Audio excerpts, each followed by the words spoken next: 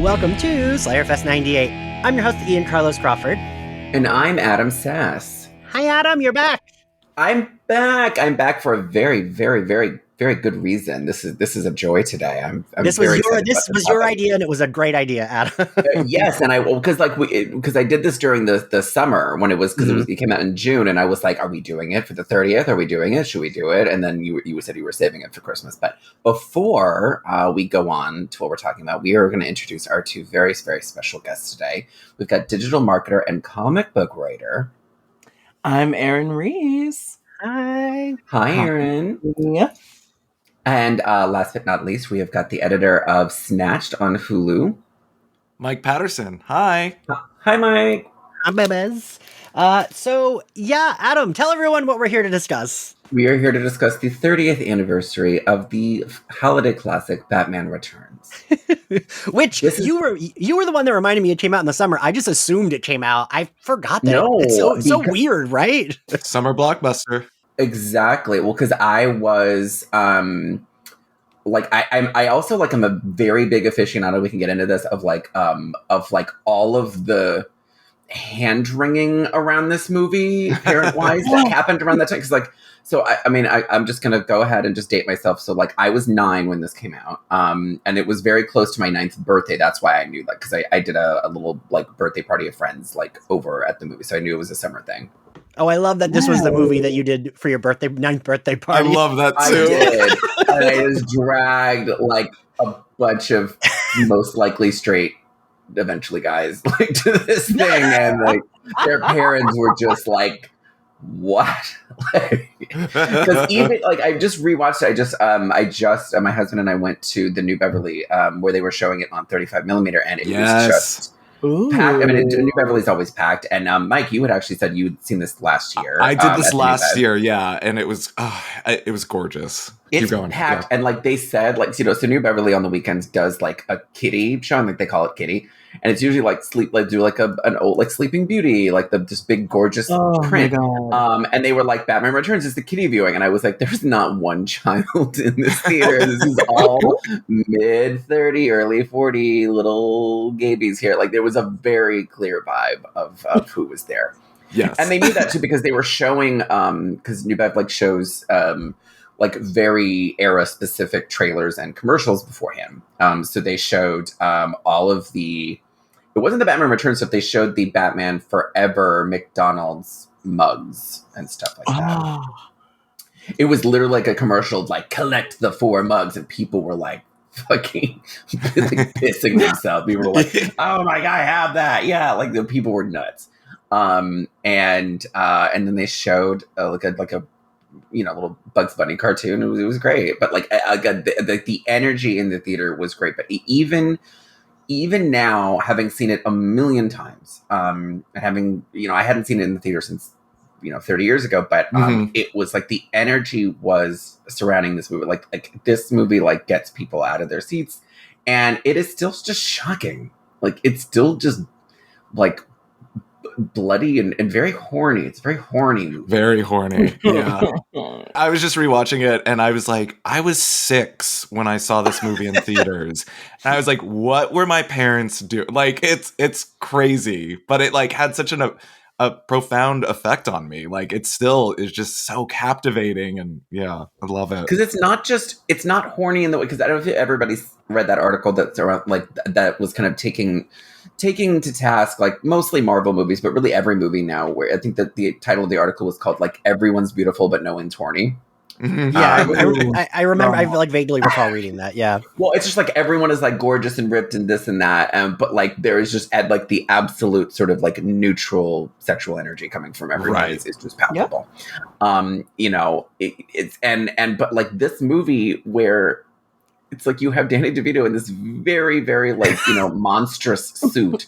Horror movie level. Being horny, but being very horny. And it's because it's not just Catwoman being hey, how you doing? She's right. I don't think even she's being as horny as Penguin is. Right. Yeah. With all of the phallic shaped umbrellas that he's currently just wielding around and stuff. Yeah. Mm. Yeah. I even watching again, same thing, watching it, I watched it earlier today, and and I don't even mean this in a grumpy way because, I am someone who does enjoy Marvel movies, but like, I don't think this movie would get made now. No. Mostly even for the fact that Batman's not the main character of this movie. Like, I paused the movie to go pee at one point, and I was like an hour and 10 minutes in, and I was like, holy shit, I'm an hour and 10 minutes in, and Batman has had like 3 short scenes. It's like, there's no way they would do that. He's very decentralized. And like good because I agree. Yeah. It feels kind of like, I don't know, like it just feels, and I know it's not just because we're getting like really attached to the Catwoman character, who also like is gone for big chunks of the movie. Yes. It's like a Penguin movie. It's like a Penguin Christopher Walken movie. It's like not what anyone. I'm not going to say it's not what anyone wanted. It's not what anyone ordered. Yeah, which is why it's great. That's really accurate, Adam. Because like, right, also in theory, if you're like, ooh, the Penguin's the main character, I would probably be like, that sounds stupid. But then I'm like, no, but I fucking love this movie. Because I think because the original Batman with Jack Nicholson, like Nicholson was the top billed actor. He famously became like ultra rich because of just that movie, because he had like a very, very sweetheart deal. They wanted Nicholson, no one else. I think they literally like gaslit Robin Williams just to get Nicholson to say yes. Like they were like, oh, no, like he was involved for a very long. Robin Williams was almost the Joker, but like they never were seriously doing it. They were doing it just to gin up Nicholson to say yes. Wow. Well, because Williams has said this later, because they were, when after this, Burton was planning to do a Riddler thing, and they were planning to go to Williams, and he was just so like, I'm not going to get tricked again, and he did get tricked again, because then they fired Tim Burton because of how negatively received this movie was. But it was one of those things, because, and then Danny DeVito is really good friends with Jack Nicholson, and so like DeVito basically entered into this Penguin situation, coached by Nicholson to say, here's how you get as much money as I did, but like he just didn't have the hand Nicholson did. But like I think that was sort of the idea, it was just sort of, it was going to be led by DeVito's performance and character, like the first one kind of was with Nicholson, but it just turned out that like everybody was super into Catwoman instead. Which is weird, right? Because I know Danny DeVito was definitely a different kind of revered, famous back then, but he still wasn't like, I don't like. It wasn't nobody, no. Like, I mean, it was, you know what I mean? Like he was like a different, like he wasn't like Jack Nicholson. I feel like The Shining kind of instilled him as like he could lead a movie in a crazy performance. But like Danny DeVito, it's not like he had the star power that Jack Nicholson had. So it is weird, but they did a good, I mean, it worked, right? Because he fucking nails it. Him and I normally, and like as a kid, as an adult, I'm like, oh, they're both chewing scenery. I do love both Penguin and Catwoman. Both of them do great jobs. As a kid, I loved Catwoman and thought Penguin was gross, right? Like, as a kid, I thought Catwoman was so cool and like so badass. And I feel like it was one of the more like, I'm sure it wasn't actually the first, but as a kid, in my memory, it's like the first time I remember seeing a woman in as a character like this, where she's like, she's not really evil, right? She just wants revenge and doesn't really care who she has to trample to get it. But like, I thought that was so cool that it's like, she's kind of bad, but she's not fully bad. She's like, she's bummed the Ice Princess had to be like hurled off a skyscraper, but she's not. She's not like too upset. She's just like kind of bummed. She's like annoyed. She's like, hey, this is not the plan. A waste of this Swarovski, honestly. Yeah. Truly. Well, it was funny because, and it's interesting that you say that about feeling this way about Catwoman, because I think we all are, because I think we gathered probably the most prominent vocal Catwoman fans here for this.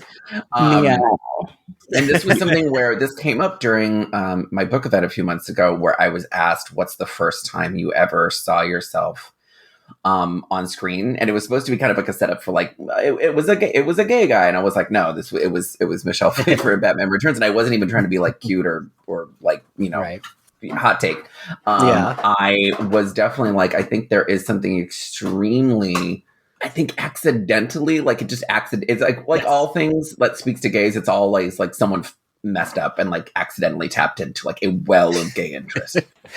Because I think for this character, I can't speak for all of you, but like I think for me, this was, I think she's like kind of in a way sort of a very classic gay archetype, which is like sort of a shy, quiet, bullied person who goes through a major sort of traumatic transformation and then is sort of unleashes this person who was always inside, which is stylish and frank and forward and confident and gets what they want and is a very sexual person. So I think that sort of is a very familiar gay sort of like arc of just like in school, you know, you were the person who was quiet on the wallflower and this and that, and then now you were this like LA monster. You're a mean gay. Half a terrorist, yeah. Half.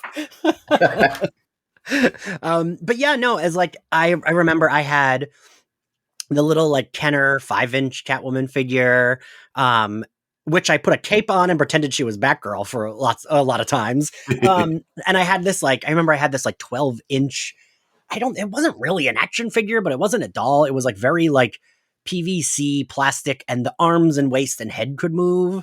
And it was the only like 12. Yeah. And like, I loved that fucking figure. I didn't have any other, like, I think I played with her with my Barbies. Did you have do you all have like the official little action figure, right? Like the little. Yeah, I'm looking at it right now. A friend of mine gave me a still in the box version of it last Christmas. But I had it too when I was younger, and then lost it. With her arm whipping action hand. Yeah. Okay, I'm jealous of that because I think the only Catwoman toy from childhood that I still own is the McDonald's one where she's in a purple car and you can roll it around and the tail wiggles in the back. But if you are a pricey lady like me, and you like spending your ducats on fine collectibles, I highly recommend two statues. There's a statue maker out of Brazil called Iron Studios. Their stuff is so good. It's so good. Ian, I don't know if you've seen my little cabinet of curiosities, but it's like got all the ex-women and like a Selena shrine in there. But last year, my best friend bought me a 14-inch like Selena statue. She's too like heavy to display just out in the open, but the best thing about her is that she has changeable heads.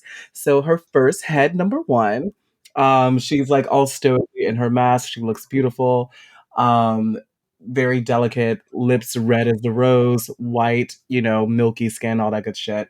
And head number two is like crazy blonde hair busting out the side of the mask. Okay, I have seen this one, Aaron. Yes, it's so good.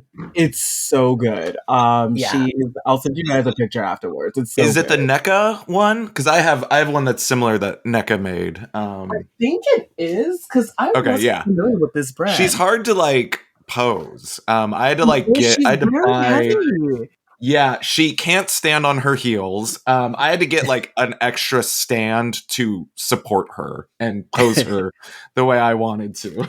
Yeah, which is very like she's whip in hand. Yeah. Yes, you are absolutely right. Like, cool. It is the natural one. Yes. Yeah, she's a bad bitch, but she's a heavy bitch too. So I'm she is a heavy bitch. I need you to lay off the meow mix for a little bit, Miss Mamas, because like you're about to destroy the rest of my collection.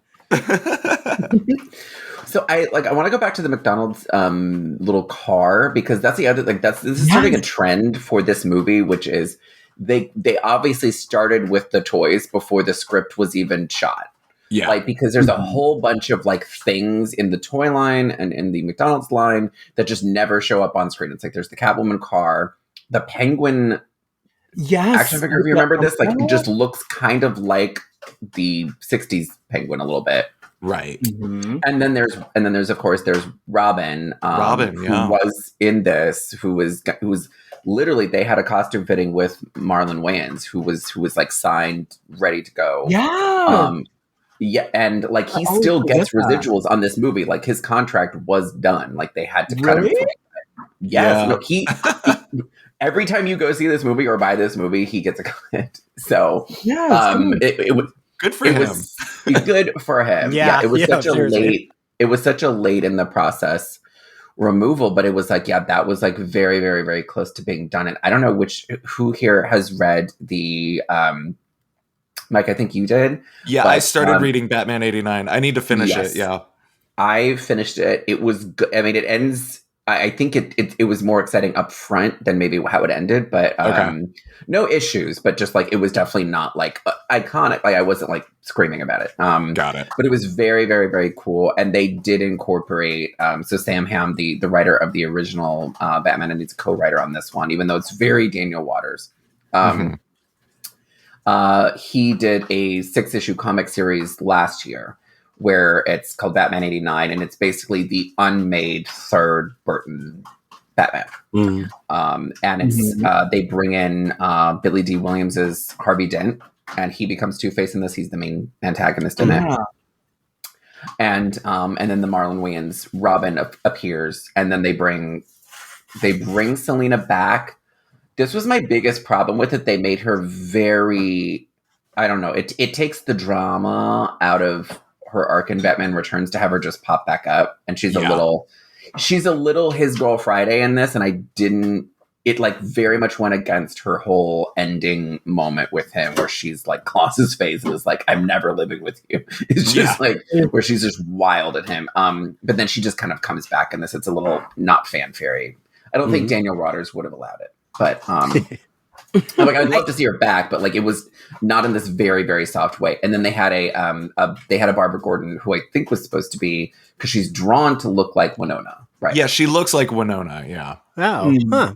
Well, I do want to talk a little bit, before we like fully get in the movie. I was reading all sorts of trivia, and there was stuff I didn't know. There was stuff I did know. There was stuff I didn't know. I didn't realize like all of them hated filming this movie. Like Tim Burton was very vocal about how much he didn't enjoy it. And like there was like a quote from Michael Keaton where he said that like to film one scene, sometimes that would take him weeks, and he wasn't in the movie that much. And he literally only did it for the paycheck because he wanted to do some real estate deal. I love this movie, but Tim Burton was such a weird snob about it not being a sequel, even though it is a sequel. Yeah. Like I didn't quite understand that. I read something that Keaton was also like, I want this to be sort of standalone and not a direct sequel, but then they bring up Vicky Vale. So I'm like, and like, right. I mean, I've maybe seen Batman, the original, like a handful of times, but the amount of times that I do watch this movie and I'm always like, why are they bringing up Vicky Vale? Like, I don't care that she's not there. Like, I'm into this, you know? Yeah, it's interesting. That's weird. Like, so he didn't consider it. It's a sequel. He did not want it to be a direct sequel. I suppose. I mean, I guess there's a way of looking, because like the city looks different. Yeah. Well, they brought in the cinematographer from Edward Scissorhands, which is also why it looks completely different. And it's a gorgeous movie. Like I was also like watching it recently and just being like, I would like to see a black and white version of this. Because I mean, the movie is already so black and white, but like shot in color, obviously, but like the cinematography of it is just, I think it would lend itself really, really exquisitely to a transfer that is actual grayscale. That would be really very luscious, because like that's like that would, it's so German expressionist already with the skylines. Yes because it's like, and I think he specifically said he likes casting actors who look like they could be in silent films, like these sort of just gone like high circle people. Honestly, do yourself a favor, if you have a record player, the soundtrack, so I think Mondo constantly like does a repressing of the score, and it is like so incredible listening to Danny Elfman's music. Just so fucking it's delicious. Extremely it's so I was realizing it watching it in the theater, like there's long periods and I'm like, I wonder how much, and I know frequently like a composer will maybe know in advance, like the composer will be brought in to decide like how long a shot's going to be. But like some of these shots are so long without dialogue. Mm-hmm. And then the music is carrying 90% of it. That like if you took the music away, like it has to have been made, like it almost feels like it had to have been made knowing, like he's like, okay, leave 2 minutes for the penguin to leave the grave. Yeah. Because there's going to be a whole suite, like as he walks back. Like I can't imagine what the fuck that shot felt like with no music. Right. Yeah. Or like even like Selena coming home after being resurrected, right? Like she says like, you know, one thing of dialogue and there's like the voice recording machine, but like it's all that those beautiful strings. Like how they match, it's so, this is so camp and gorgeous, and how they match the rising energy of like her performance, the voice on the answering machine, the like Gotham Lady Perfume woman doing her sales pitch, and the mounting music. Selena Kyle.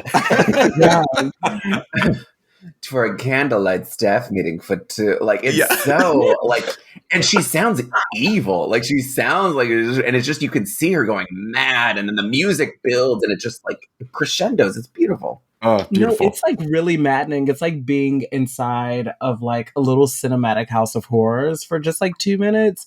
And I just remember as a kid having such a visceral reaction to that scene, specifically to the desecration of the dollhouse. Yes. And one of the posters I recently bought from, wow, I'm really sharing my shopping addiction on here. One of the posters, listen, if you follow Aaron on Instagram, you can see all of it. It's great. You really can. There is I don't know if you've seen this, Adam, but I literally have like a Selena Kyle poster like over my bed. And I had a custom frame because it's so plush. It's a little bespoke from the movie because she's laying in a bed of like white, long-haired kitties. But like it does something for me. But the same poster maker, they're called Bottleneck Gallery, and they're based in New York. They did another poster with very strong neon emphasis on the hell here. And it's so just like, I don't know, it's camp, it's vamp, it's like pussy. Just with that hell hair sign, if you could give any homosexual on earth that wrapped in for Christmas, and like it would be a winner for, I don't care who that person was. They would be like, I'm hanging it right now. Purr. Like I think I would literally purr. Yeah. It would absolutely gay gasp. Like for sure. the little hair that I have on my arms would just bristle, and I think my ears would perk up like immensely. It would have like, to be authentic, it would have to have like these shattered remains of like the shot out pieces too. It would have to just be dangling. That would be cool. Yeah, it couldn't just be hell here. It had to be like a damaged sign. So since we're still on Catwoman, so I don't know if are there other characters in this movie? What are like the paper boy or something? So Miss Michelle was not the original Selena. Yes, which is crazy. It was Annette Bening, who had been cast, and then she got pregnant. So thank God for that. Which I kind of, yeah, like. And Annette Bening's great in the stuff that she's in, but I just can't imagine her doing this, right? Yeah. I love Annette Bening. I'm not, but like, thank God Michelle Pfeiffer was Selena Kyle. Like, it's just, I can't imagine Annette Bening in this movie. I think she wouldn't have like put the whole pussycat into it. Like I feel like it would have been because Annette Bening is such a wonderful actor, but I feel like this, for some reason, what, and honestly, I thought a lot about this over the 30 years that I've known that Annette Bening was the original Catwoman. Like this was information like my 9-year-old self was like, yes, Annette Bening is not, because because Warren Brady got her pregnant. Yeah. But like it was like, I've thought a lot about this, and I'm thinking like, it just feels like Michelle Pfeiffer's performance has real like understudy guts energy. Like this was, she was like, I fucking wanted this part, and I'm by like grace of God I got it, and and here I am, and it felt really like she was very, very, very hungry to do this. And so I wonder what has she spoken a lot? I know it was like very miserable for her to be like in this very vacuum sealed outfit, but like she's gotta be nostalgic for the impact the character has had. So a friend of mine actually, he works at Nordstrom. I don't know how much of this I can. He recently just she's like doing a skincare line, I think, right now or something, and at Nordstrom. So like he met her like very recently, and he was like, you know how much of an impact you've had on gay boys, right? Like as Catwoman, and she still has the whip. She's very like she like loves the legacy of it, but yeah, like she hated wearing that outfit. I'm sure. They had a vacuum seal her in that, which is bananas. And like she could only perform in it for so long before like she would start getting lightheaded, and they had to like unseal her. It's crazy. Very like old timey. If this feels like the sunsetting of like Hollywood like crap we're doing to actors, like this just physically not recommended by a physician. Like this feels very like the Wizard of Oz Tin Man paint, just giving him like just like a permanent rash. But that's something where like I'm glad she's aware of the impact. That's all I care about. As long as I don't want her going her whole life thinking this is some failed McDonald's commercial that she was in. Right. I want her to know that the gays are behind her on this. Like, I need her to know. Like, it's funny. Like, even like, and I'm glad she's doing a skincare line because she's looking great. I just saw the Quantumania trailer yesterday. She looks great, right? Yeah. Amazing. Stunning. I know. I hope she's given a little something meaty to do in this Quantumania. Yeah. I hope it's not a... Me too. I know. I'm iffy on how she's been used so far. So. We'll pray. We'll pray on that. I kind of wish they'd let her be like a little camp with her character. Ian, that is so cute. I mean, it goes back to that article Adam brought up. Like nobody's horny. Like those Marvel movies are so like. Speaking of that, someone said this to me. I'm not going to say who because I know they were like, Twitter. But like someone had tweeted, I don't know if you all saw, like Chris Evans, he's dating the woman, I can't remember her name, who's a star of Warrior Nun, and she's 25. And people were being like very precious about that. They're like, oh, that's disgusting. Like he's dating someone so much younger. It's like she's 25. There's nothing wrong with that. Yeah, people online have upgraded the grooming age to like 30. Like they're right. Like, he's 31, she's 29. So we were talking about that, and I was like, I don't know why. Like, it feels like we're like some of the younger generation and some people now are like very weird about sex stuff because like I guess, because like I saw a tweet that was like, ew, disgusting. That means he met her when she was 23, which is basically a child. And it's like, that's a legal adult. That is an adult. Yeah. My mom had me at 22, so like, right. I don't know. Okay, but so, and this person said like they thought that that's happening because of exactly what you're talking about, that like we get all these like gorgeous bodied people that are like, have their muscles out and they're like have great butts, but like there's no sex at all, all. Well, because Marvel keeps killing a bunch of women off. But like, well, yeah. I mean, I was like, even in Wakanda Forever, I was like, woo. But even she was pissed about it. It's like, it's so funny to be like, because there's all this man pain now. So there's all of this, like, and even like, it goes beyond Marvel too. Like, it's like James Bond turned into this, the Craig era turned into this man pain thing. I'm very not a fan. Where it was all like, we're not we're going to skip to like they're instantly in love, but it's like just to get to the point where they can have the woman be endangered. And they're like, no. I'm like, have you even fucked? Right. Do you know what this person looks like naked yet? Because there have been and they just skipped to, we have 3 kids who are 6, 7, and 9. Yes. And like, I hadn't thought about that, but that, especially watching this movie, like as a kid, I don't remember thinking this movie was like so risque as a kid. It just felt like, oh, cool. This is a cool Batman movie. But I it is very horny, right? It just is. And watching it as an adult, I'm like, no, this is very horny. I don't know how, like, 8-year-old, 9-year-old me wasn't like, huh, weird. Right.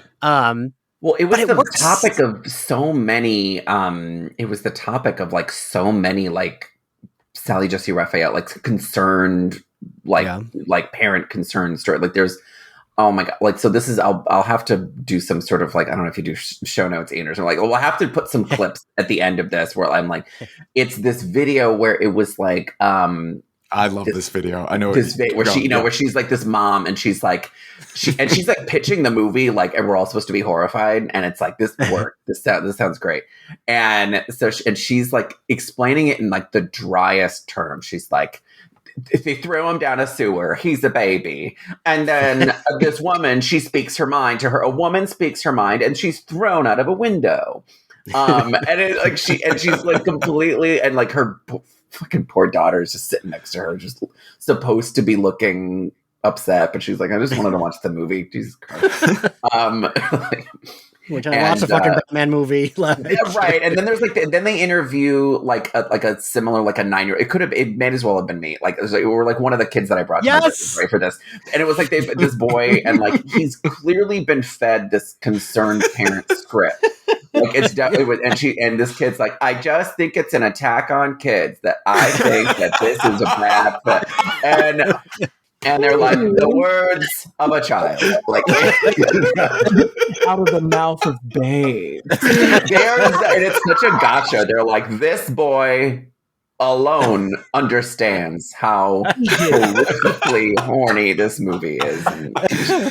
It's so crazy though, because like I should actually call my mom and ask her, because like I don't remember. I remember loving the movie. I don't remember my mom being like, you can't watch this movie ever again. Like, she took my mom and dad took, this was like a family outing for us. Yeah, and like, but like, I don't remember us leaving the theater like, I can't believe we just sat through that. It was like, that was fucking dope. Like, I know my mom just didn't like the fish shit. Like, I just remember that, but that was it. Like, yeah, I mean, it is gross. But she knew it was supposed to be gross. Like she's like, oh, he's eating a raw fish. I don't know, I'm out of here. Like, but it was not like I must call Mr. Warner Brothers, and I'm going to, I'm bringing my son on Sally Jesse Raphael so he can deliver these lines.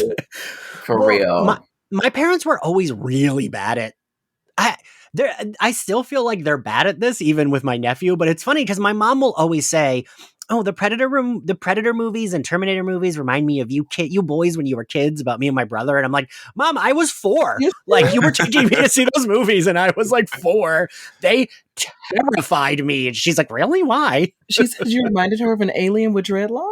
Right.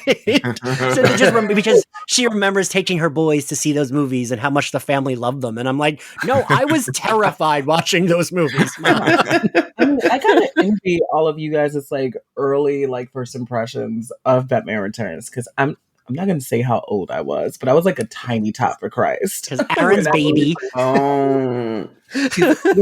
Ian always brings on a child on these podcasts, and I always feel ancient. No, not going to do this to me.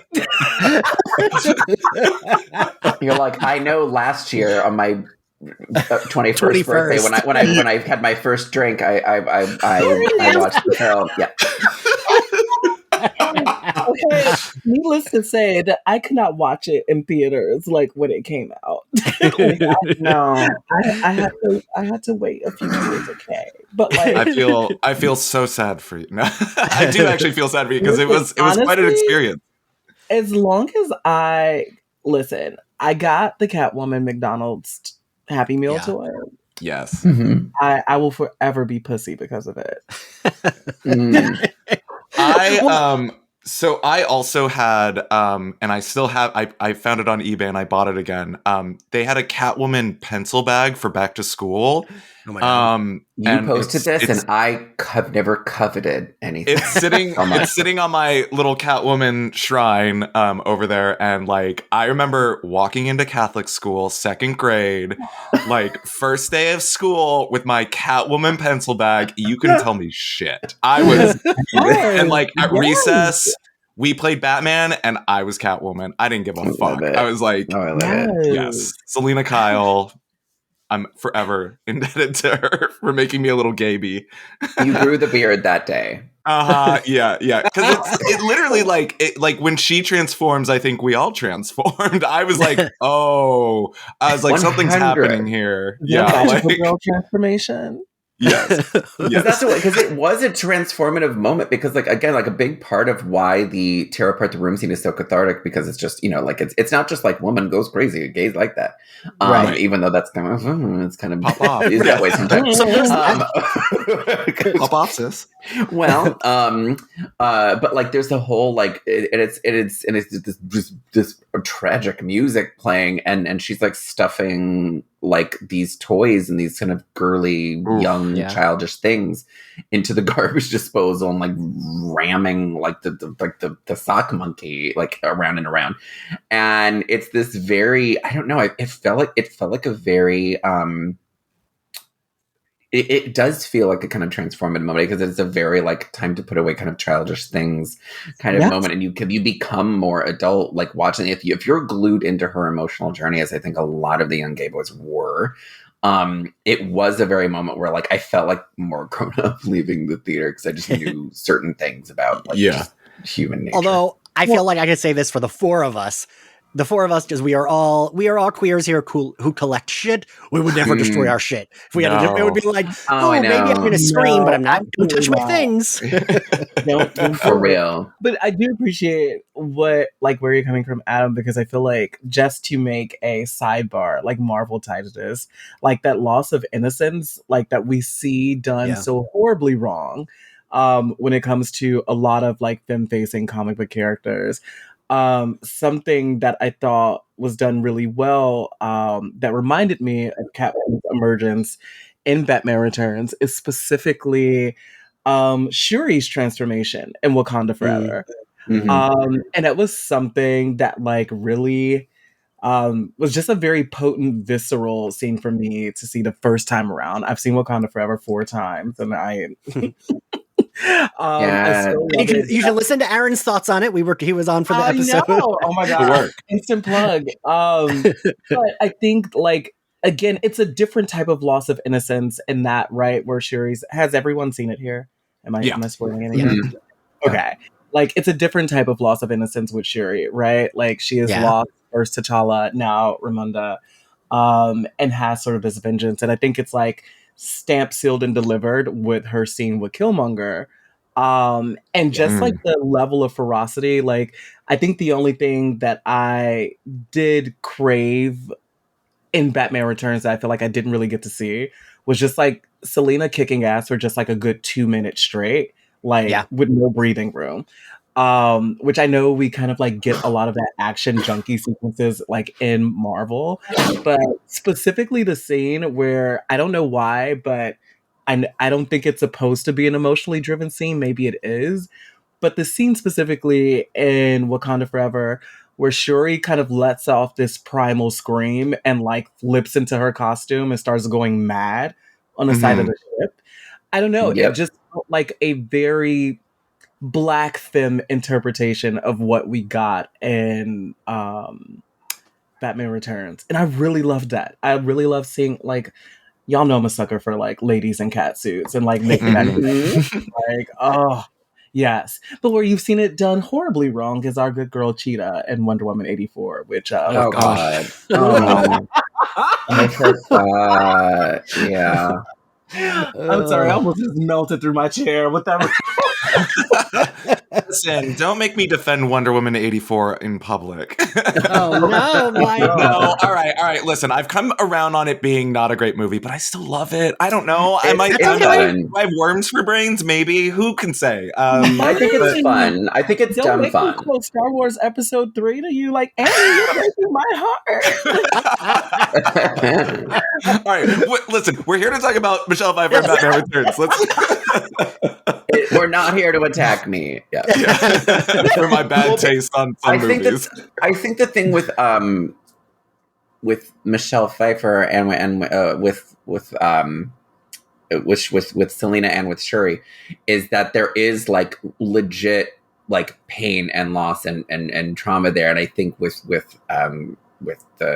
Cheetah, like it just felt more like where like there wasn't like a big inciting incident. It was just sort of like she was a flop and like didn't want to be like that kind of thing. There wasn't like a main there wasn't like it's like a primal scream within her to do that. Right. Like we get there's not like it's not cathartic for us to watch her go through this because like we haven't tied this to any certain moment for her really, other than just like sort of the pain of being an outsider.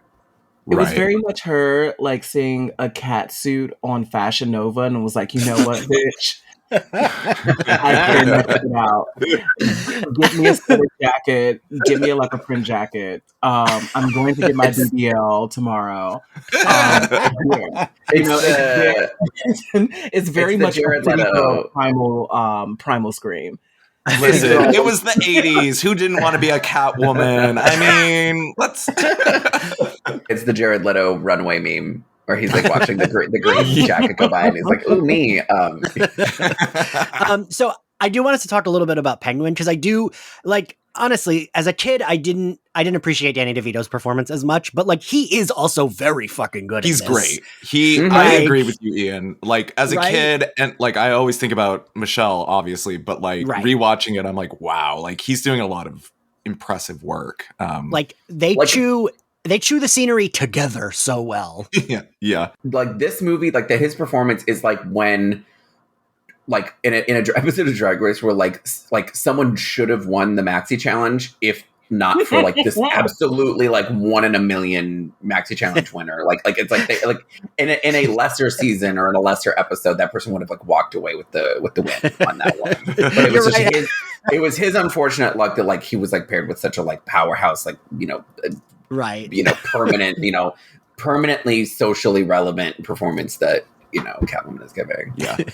Because like, and he could be a horror movie character, right? Like he's grotesque. Essentially. Yeah, you're right. He is. Yeah. Like for me, the scene I always think about when it comes to him is him fucking biting that dude's nose. Because I had nightmares about that as a kid.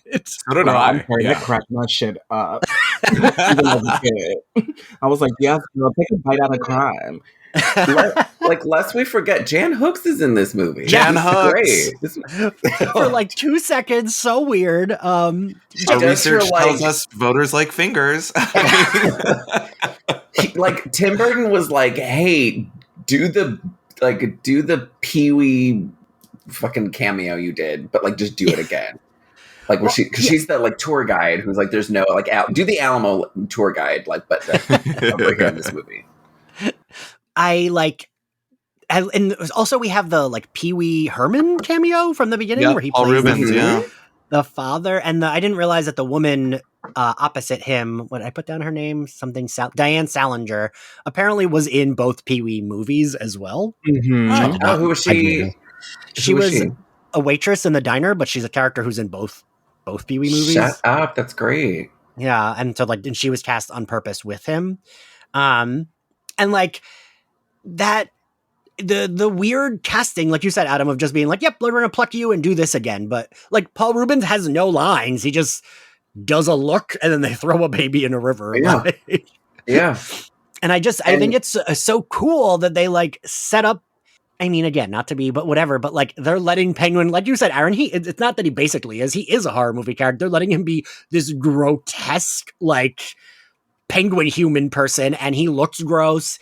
He's always like, like gasping, sounds like a pug, like a black thing running down his lips. But I also think too, like Penguin is, I feel like the introduction to his character is so intimate, because he's the only character. I mean, you could say essentially that we do get to see Selina's birth as Catwoman, but it's obviously more of a rebirth.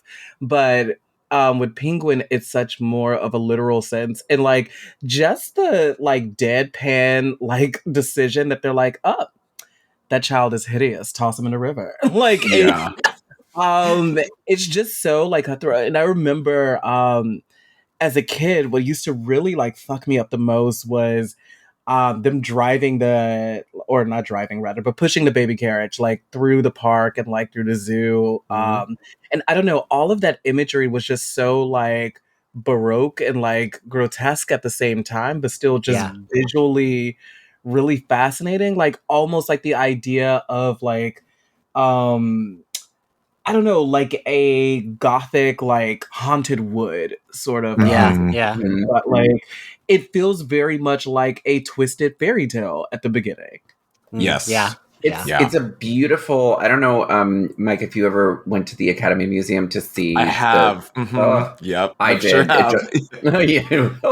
Just Google it. It was great. So it was like it's mostly matte paintings, and they have the whole the matte painting of the city skyline from the beginning. And you could see like the small cutout portion at the very, very bottom where like everything else is a painting, and then like the Paul Rubin, the Penguin's parents are just like the only piece of moving film throughout that. So it's just this sort of like very static image. It's all a painting. And it gives it that sort of unreal sort of fairy tale feel that Aaron was talking about. And then they also have a model, like it's basically a giant dollhouse of the Cobblepot like estate.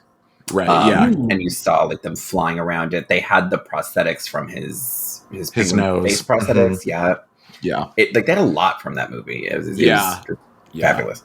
I always like. I mean, I've gone twice now to the Academy Museum, but I always like take a bunch of pictures of the exact same. Like I always take pictures of it.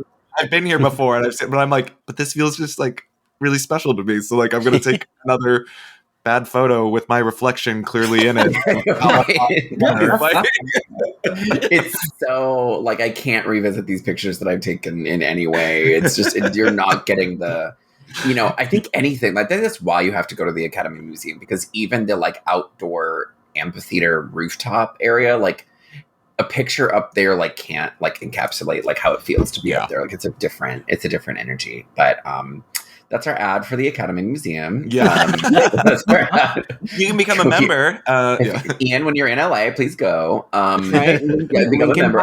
Link in bio, ladies. Link in bio. Smash that button under there. Make sure to subscribe. But anyway, so what I like about DeVito's performance is that, like, in general, I like when an actor, like, for good or for bad, like, does big choices, and every time, like, for some reason, this stuck out to me this time watching it was when he's abducting the Ice Princess and he goes in there with the poodle lady, and he takes the batarang out of the poodle's mouth. It's such a weird way to like, because again, like it's such a testament to the power of like creating a scene the way you kind of envision it, because like the scene is the Penguin abducts this woman, and I feel like if you did that in if again, not to be like hating on, you know, if you did this in a more generic Marvel movie, like or any even a DC, if you did this in the Batman or whatever right now, it would just be a straight up shove her in a car abduction. This is like, no, we're gonna take this poodle lady. The poodle has the batarang in the mouth, and like, and she thinks it's a camera. Like she thinks it's a camera. Oh my god! What the fuck? like fully Airhead performance. It's great. Like she's the camera, like she's doing Anna Nicole Smith. Like and then like to cap it, like literally like that, like it's a 3-second scene, and the script says the Penguin throws the batarang at her, like he does this full body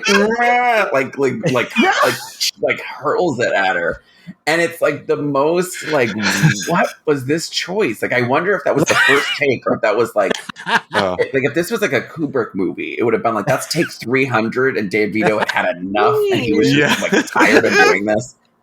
Adam, I need that sound and a voice note to me immediately. Oh, it's done. Right. Yeah. But Adam, you also just brought up one of my favorite components of this movie, and it is the use of animals, metaphorically and just quite literally. I don't know. I've always been a sucker for using animals. I don't know. It's just sort of like fun character archetypes and things like that. But like, I feel like one of the ways in which you kind of sympathize with Penguin is through the actual penguins. Absolutely. Yeah. And I mean, especially once the girls are lining up and they're like, hey, y'all, we're going to the Taylor Swift concert. Get your missile backpacks and let's head out. Missile backpacks and that like little Borg eyepiece. Yes. Oh my God, the technology, girl. They were gonna fuck up Ticketmaster. But like they're ready to do like a Janet Jackson music video. Like Yes. Is it not giving Rhythm Nation? Like, Rhythm Nation. This is a story about control. But I love it because not only do the penguins like help you like obviously sympathize with him as a character, but when we were talking about the fairy tale elements of it all at the beginning, I think they also are also reflective of his descent back into madness. Like, you know, very much so in the fairy tale scope of like the monster or the beast has tried to acclimate into modern culture, rejected them. And it's like, you know, back to what some would deem savagery or just like, I don't know, that just sort of like more animalistic core to him. But I think there's something that is still essentially so like soft and yet vulnerable about penguins too, that like, Mm-hmm. I don't know, that still, it still offers some connective tissue to like his humanity. And I love that. I love it so much. Yeah. It's great because I think you're seeing through Batman, Catwoman, and Penguin that there is this sort of like, these are three people who society is sort of like given up on a little bit. Or like society is let down in various ways. And there's three different ways of handling that. Yes. And, you know, Bruce is very conformist and wanting to like, you know, kind of protect sort of the way things are. And then you just see these villains who have just sort of had it. They have, and I think it's very smart to include, we haven't really mentioned him yet, but include a character like Max Schreck. Yes. Because he is representative, and it's no accident he's doing Trump. Like, I know, it's Trump. It's crazy. It's funny, and I always wonder, like looking back on it, I'm like, God, because he's even got the like sort of goony fail sons with them at all times. Yeah. It's just had like hair. had hair, and he's just out there doing these like speeches that are just nothing, and people are like, yeah. He's like more coherent though, I would say. He's definitely smarter than Trump. He arrives at a point. Yeah, he arrives at a point very, very quickly. Can we real quickly talk about the son though, and how I'll never get over the fact that Tim Burton hired an actor to do a Christopher Walken impression in front of Christopher Walken and filmed it. Like, what was the casting process? I know, it's great, but he's like, Dad, go save yourself. Like, it's just like, it's go. Like it's so unhinged. They talk like that. They both talk the same. I know, yeah. So, and he only has like 3 lines altogether, but they're all Christopher Walken impressions. And I don't think I realized that till this viewing. I was like, oh, he's doing Christopher Walken. I love it. I'm like, I wonder what the casting process was like. It was like, come do your best Christopher Walken impression. Like, that's it. Because he's a wrestler, isn't he? Like he's I think he was like a bodybuilder, is what I was reading. He was Zangief in the Street Fighter movie, and then funny enough, wait, what? Really? He is, and he was also in a Firefly episode, which Ian, you had me on for that Firefly episode that he's in, and I was like, this actor looks so familiar. Where have I seen him from? And I was like, oh, he's Max Jr.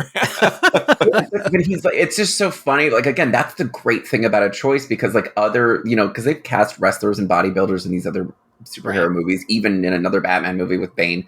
But like, it's like to be like, no, we're gonna cast this just big Mongo guy, and we're gonna put him in like a fancy suit in every scene. Like he's gonna be in like little like World War II era sort of frillies. Like he's got a fur-lined jacket. Like it's such a great choice to just be like, no, we're not gonna put him in like, you're not gonna know that he's a muscle guy, except that he's just sort of like top heavy. Yeah. Which I love that. But and I mean, we're talking about Danny DeVito and Michelle Pfeiffer. Christopher Walken's also very good in this movie. Yes, it's the only person who's asleep is Michael Keaton, but like that works too. Like, yes. Now, I was gonna say, Adam, there's like, you are right. You're right because he is asleep, but also it somehow works. I don't know why. Right? But if Michael Keaton was doing full Beetlejuice like energy, Michael Keaton, like it wouldn't have worked. Like you need this sort of grounding center, like straight one, cipher almost. Like you need this sort of like, he's just a sort of like gargoyle, like a statue.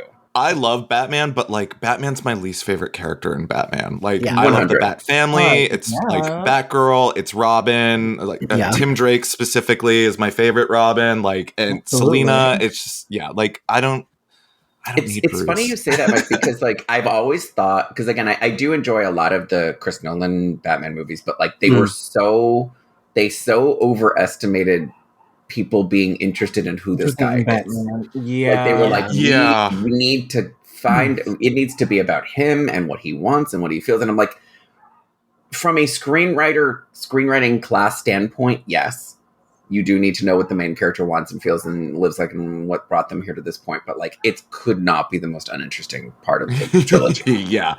Well, it's why I don't really care for the Nolan movies. Even Dark Knight, I think I revisited Dark Knight and I was like, I don't know if this has aged as well as everybody thinks it has. There's good stuff to it, but again, like you said, like this is not a rewatch. I don't think it's a rewatchable trilogy. No, like to the degree that like these precisely. Not at all. Yeah. But the Batman. I loved the Batman. I still haven't seen it. I've been meaning. I would watch 3 more hours of it. Yeah.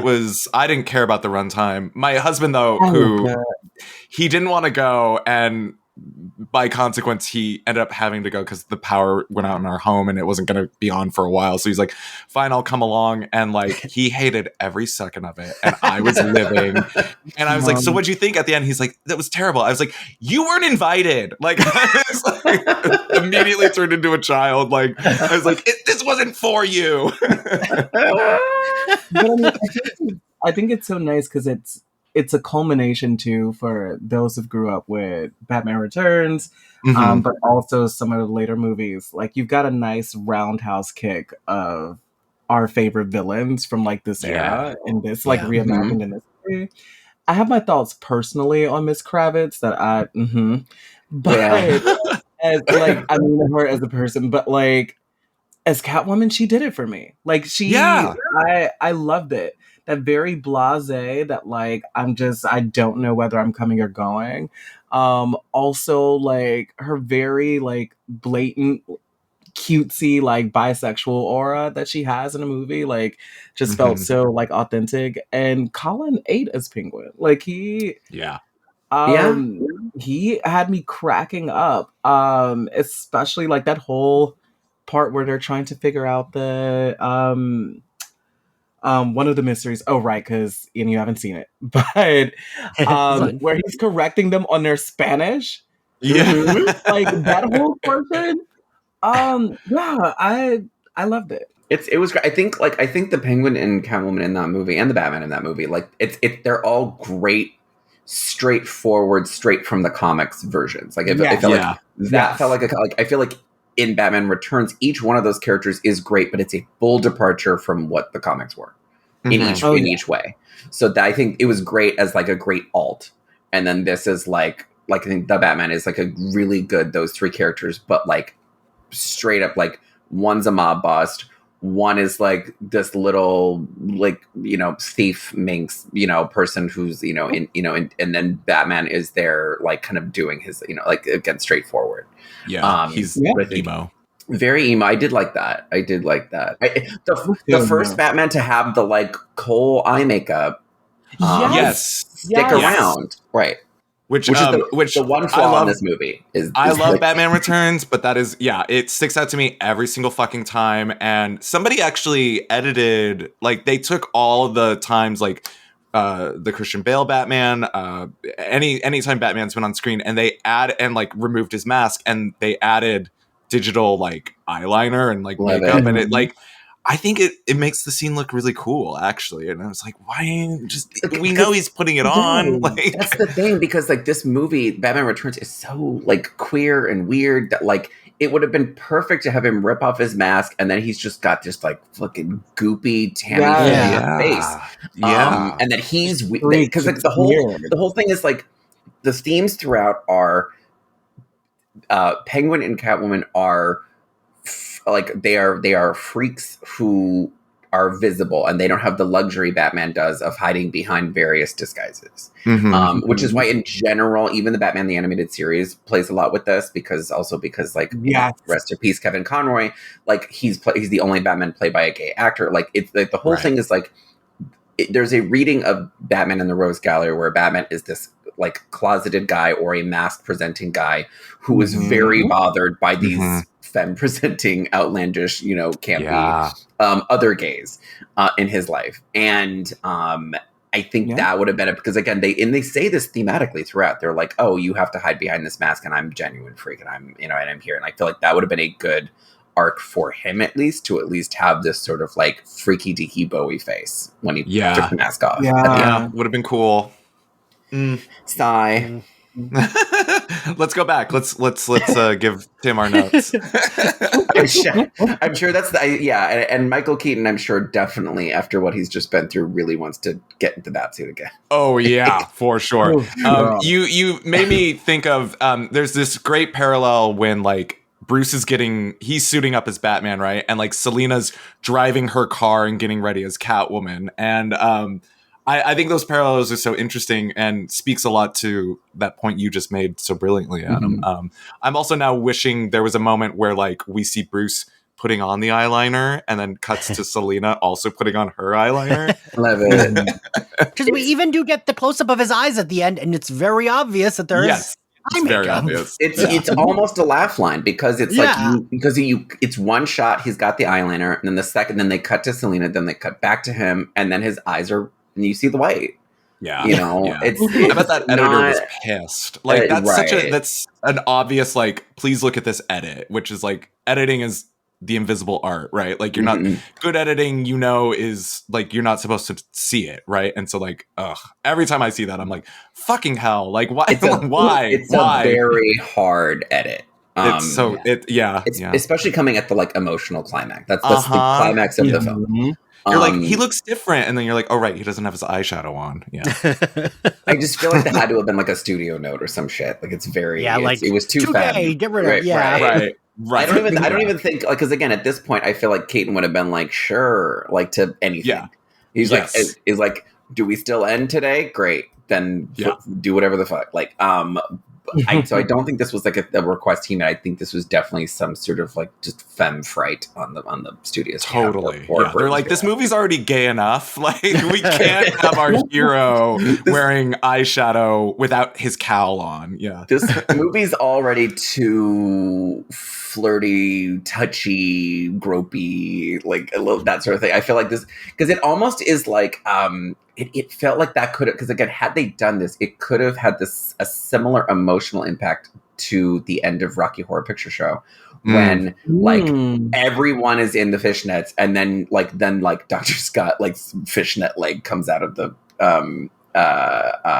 wheelchair, where he reveals his own like done up like girly leg.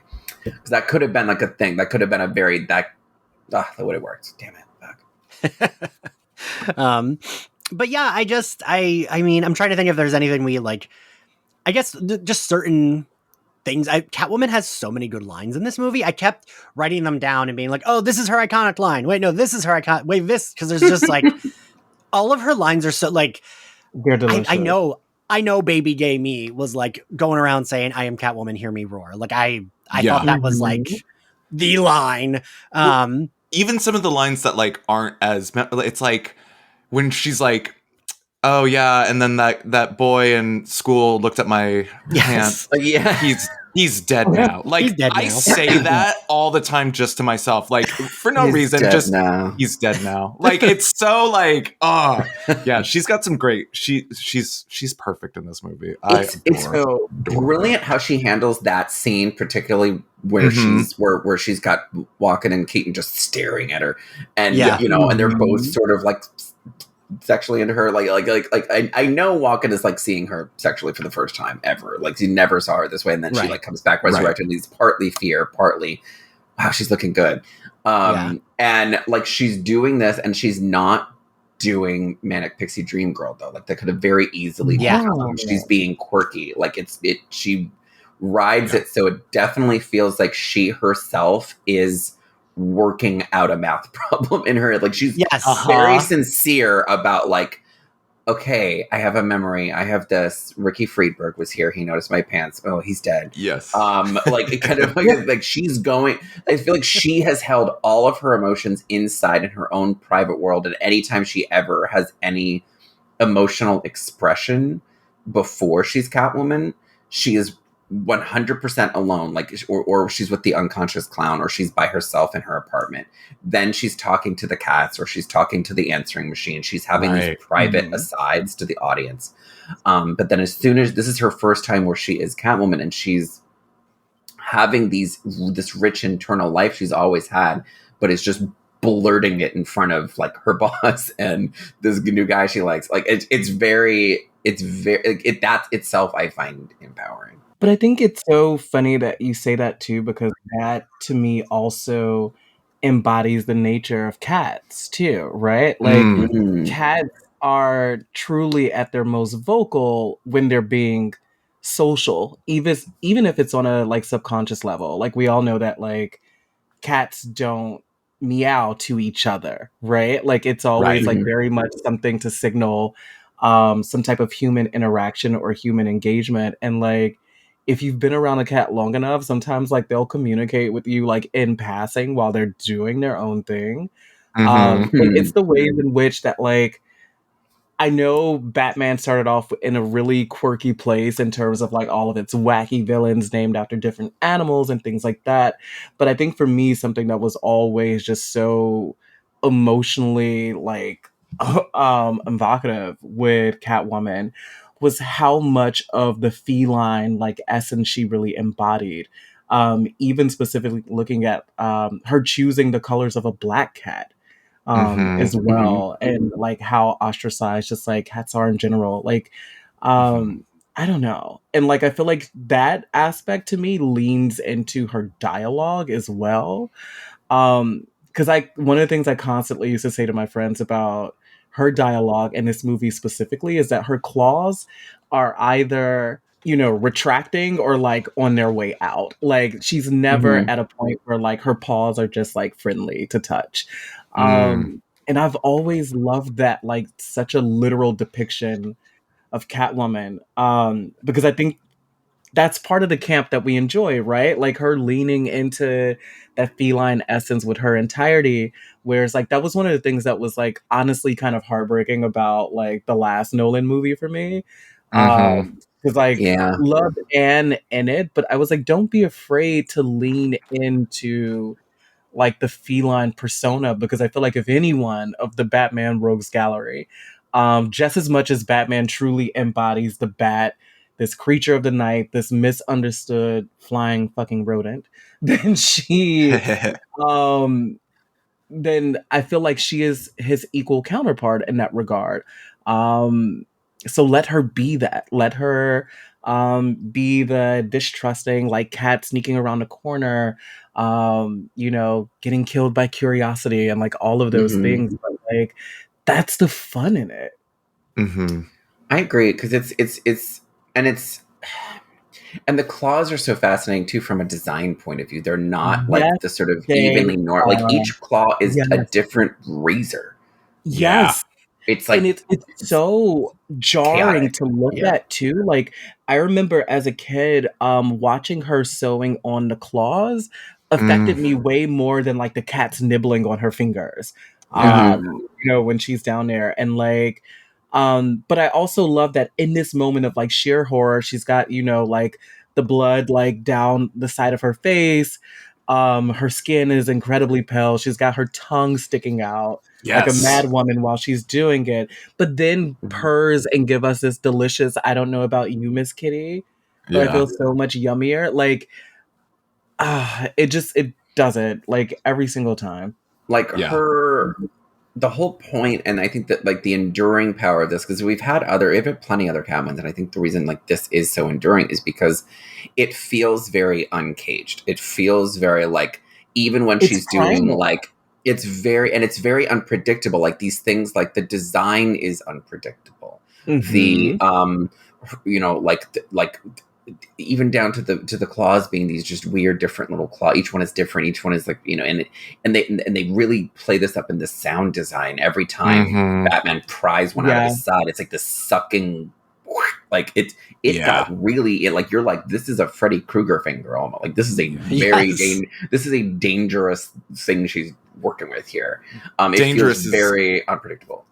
Yeah, dangerous is the word I was going to use to describe that whole sequence. It's like when she's like stabbing the stuffed animals and then turns on the garbage disposal. Like, I remember watching that and being like, she's going to cut herself. She's going to cut herself. And like, if she did, she probably wouldn't care at that point, which is also so unnerving, right? When you're like a 6-year-old boy watching this, you're like, oh my God. And then like when she's sewing and she's got her tongue out. Yep. And like, I'm like, oh, she's gonna stab herself. Like, it's it like spells out calamity in every possible way.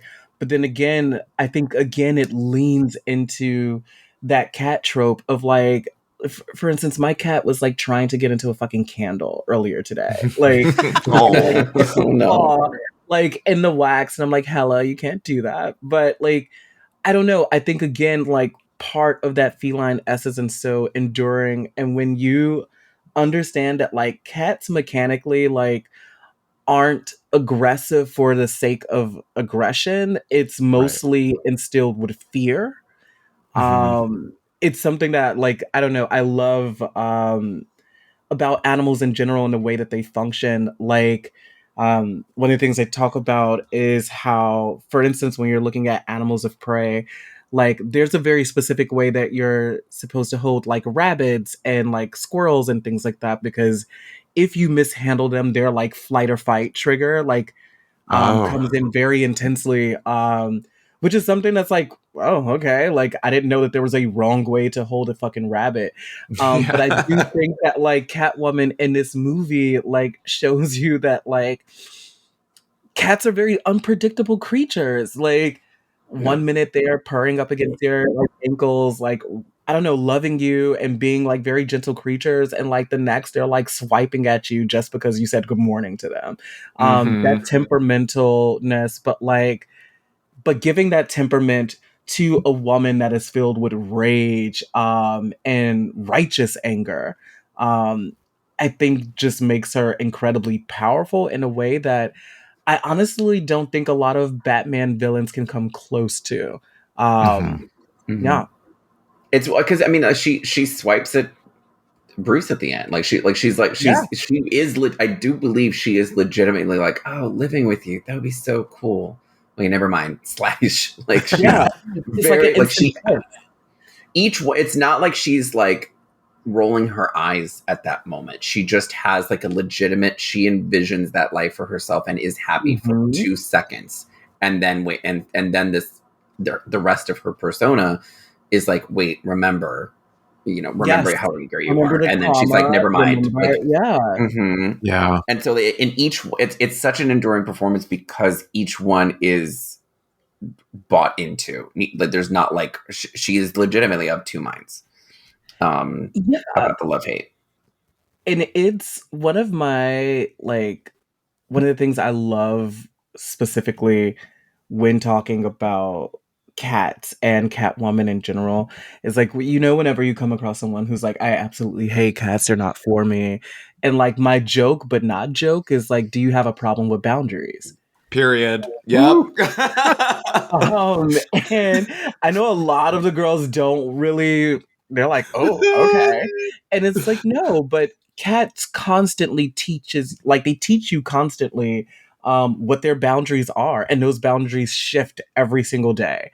They're,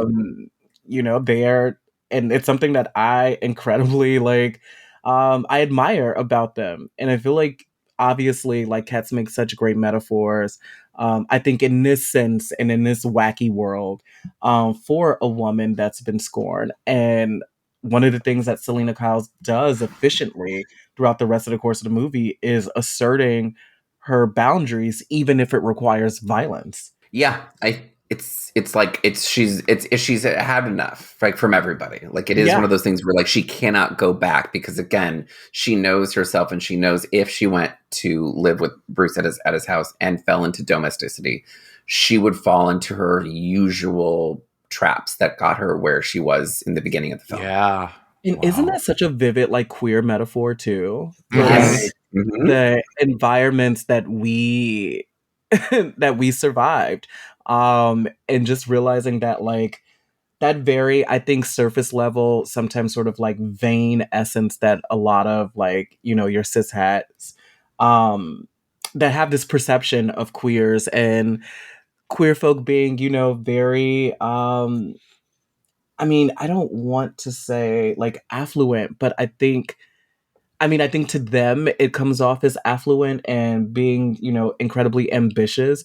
But a lot of that, and I can say this like specifically from my experience as a Black queer person, a lot of that is survival instincts. And like, I don't know, I'd like to think that queerness saved me in a lot of ways.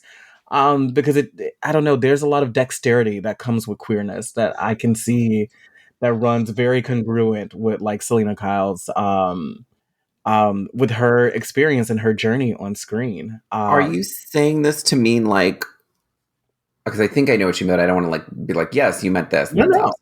But like, are you saying this to mean like showing? Because this is how I feel about myself. Like showing the world and showing, you know, loved ones and everybody around you in your normal life that like making sure that they are always clear that like, you know, that you would be that you'll be okay, regardless if they're here or not. Like making sure like there's sort of a, and she said this at one point, she's like, you know, being taken for granted that like her presence here, like a cat, her presence here is like a gift that you have right now. And it could be forever, it could be a week, or it could be a day, it could be an hour. But like, you know, as she reserves the right at any point to leave at any point, I feel like that is very queer to like at least grow up with that feeling of like you need to, the survival part of that. I needed to show that, like, because I left home at 18, like right away, which is pretty usual. And I went like across the country, and I needed to show myself and other people that like I could be. I could be independent. Yes. And I think that again is that assertion of the boundary. And I feel like, you know, the metaphorical sense is Selena bearing her claws and scratching someone. But I think when it comes to queerness and protecting ourselves, sometimes it comes from verbal evisceration or, you know, a read, but like doing these things that mechanically we do to protect ourselves from the environments that we were once exposed to. So, absolutely, Adam. Look at you making good points, all of you. Yeah. So I guess we're at the end here. Yeah, I'm trying to think. Is there anything else that, like, I don't know. I have like 5 pages of notes from this movie, but like it's mostly just like breaking down everything. Yeah. I think one of my going back to your quote about like the, you know, like the quotes that she's got like throughout this, and I think this does tie into what Aaron was kind of saying before, which is something that really struck me that I've seen this movie a million times, and this line sort of blew past me a bunch of times, but like this viewing really hit me, is when she's just about to be pushed out the window. She tells him that she says, "How could you be so mean to someone so meaningless?" And that feels like a very closeted viewpoint. Yeah. Where it's like you're just begging for just please be nice to me. And you can't even like, that's when you learn that like begging won't help, and appealing to people's better natures won't help. You have to be humanity. That you have to scratch and claw, and that is the way to get people to see your humanity, because you can't ask them politely, because if they're not already doing that, then you've already been denied that. So there's that for someone, that line of hers really, really struck me this time. I think probably because I knew I was going to be on here talking about this, and I'm always like trying to link queerness to everything. But that definitely jumped out at being like, oh God, that was I do remember feeling that at one point. Yeah. I wrote that line down, Adam, because I don't think I noticed that line before. Because when you have that no self-worth, self-worth, and you haven't rebuilt your self-worth yet, like that is your first tactic, is to say like that your tactic for survival is to make yourself as small as possible, take up as little space as possible. Yeah. And that's the solution of a cat when they are recoiling, a cat when they're scared. Like it, because fear, like it's always fear before the aggression, and the anger and like the lashing out. And I'm sure all of you've ever seen a cat scared.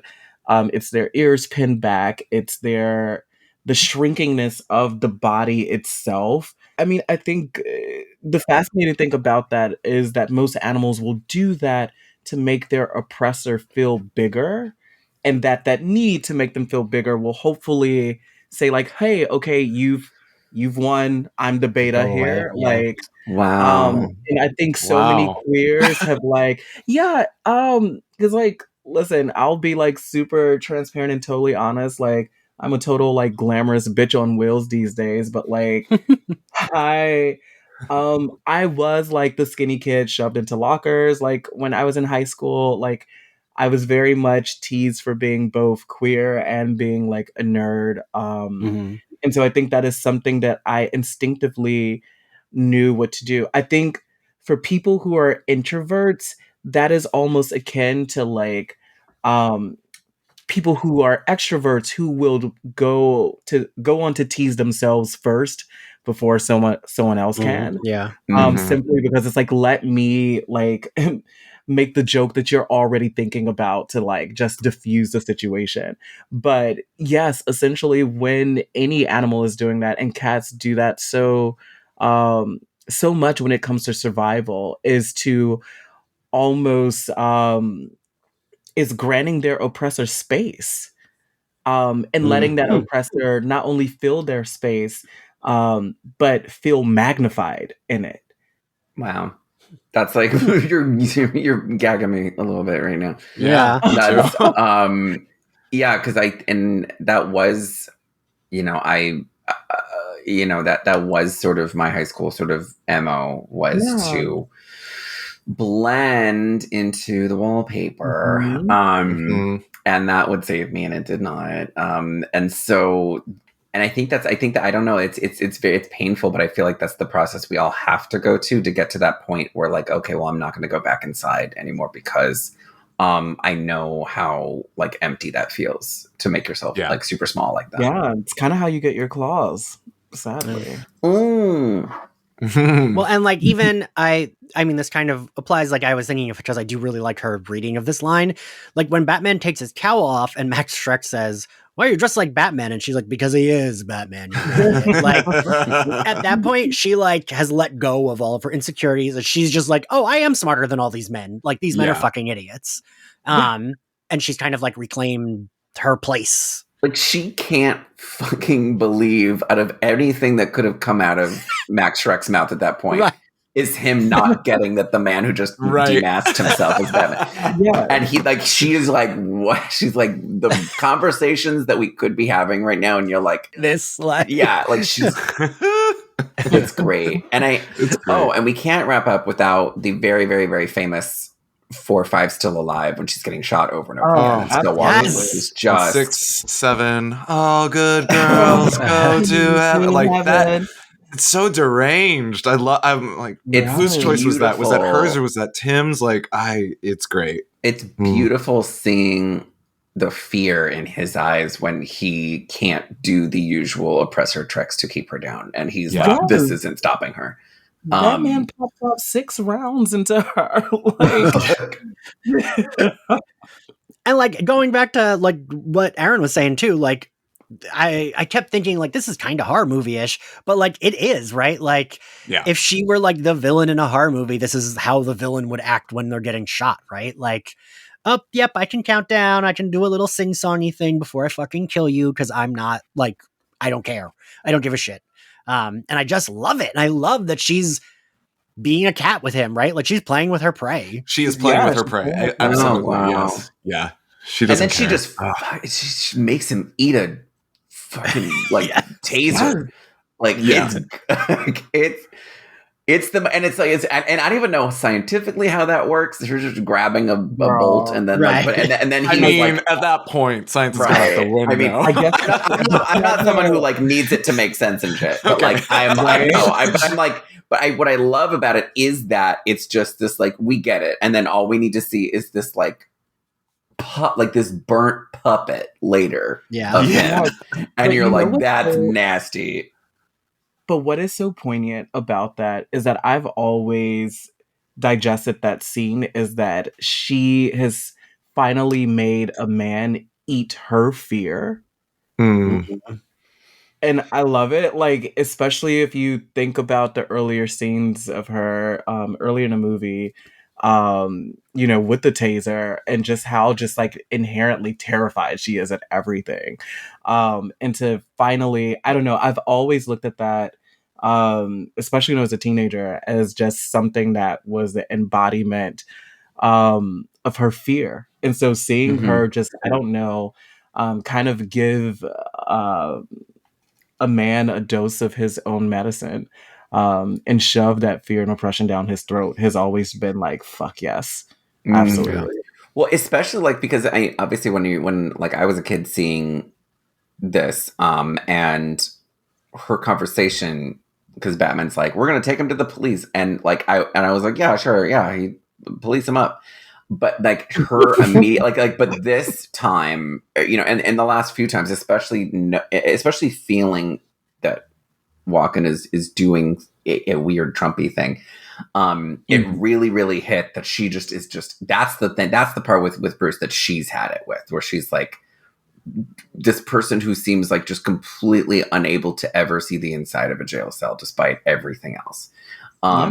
Is something that really jumped out at me, because it's like that's how I talk to my dad now, when he's like, we got him, you know, we got Trump on this, we got him on this thing, he has a nuclear secret, he's the this and that, he's not a president anymore, we got him, he's going to be in jail soon. And I'm just like, it's been years. When is this? Do you really think he's going to jail? Right. Kind of thing. And that's, I think that's the really cathartic part about this, is that it's just like you have this person who is really a stand-in, not for like Trump or anything, but like for any sort of like big faceless oppressor person, who is just constantly on top, you know, and that moment really jumps out. So I just got two more things before we close out. Speaking of lines, I just wanted to say that I cackled. I like forgot about this. It's such a tiny throwaway moment, but when Penguin comes back into the stage, all bloodied and like half dead, and he goes to kill Batman, and he picks up one of his umbrellas, and it's just like an umbrella with toys hanging off, and he goes, shit, I picked a cute one. Like with all that goo coming out of his mouth and looking like a giant gross baby, and just like saying that and then dying. It was very pleasing to me. One of my favorite Penguin lines is actually when he's like, you left your kids so you could dress up like jerks, get juiced, and dance badly. Like, it's so like he hates these people so much, and he's like, and also you're bad dancers. Right.